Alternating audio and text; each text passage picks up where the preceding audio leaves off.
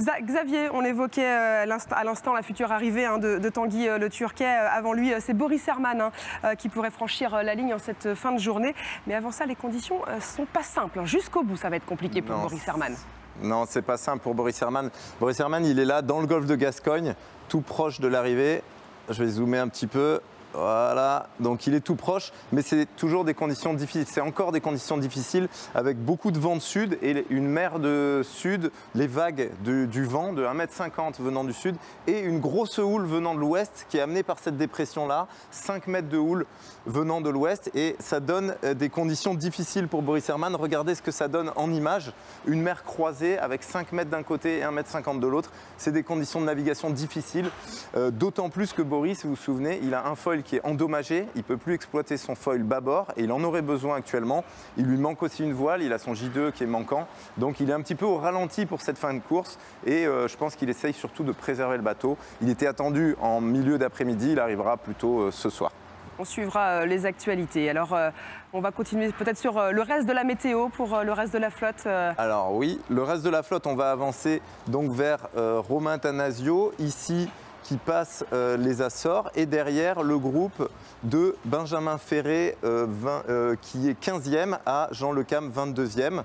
Et on a une petite animation météo pour voir un peu la route sur les 48 prochaines heures. Donc c'est les premiers à passer à l'ouest des Açores. Vous voyez qu'il y a une zone ici ou du vent de nord ou une zone de molle, donc ce n'était pas une route optimale de passer à l'est des Açores.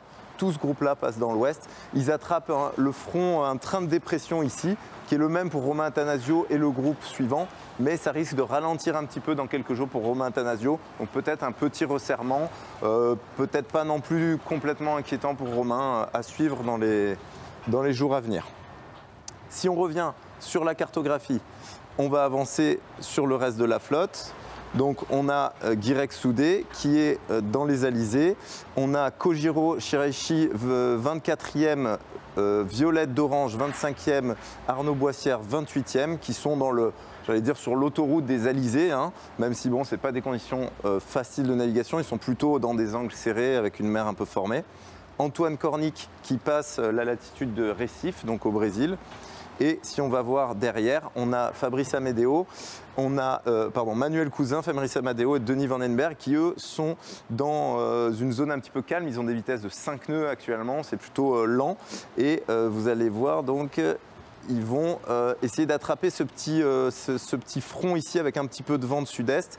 Et là, c'est le fameux front du Brésil qui est permanent ici et avec des orages. Donc une activité orageuse assez forte pour les jours à venir pour ce petit groupe de bateaux.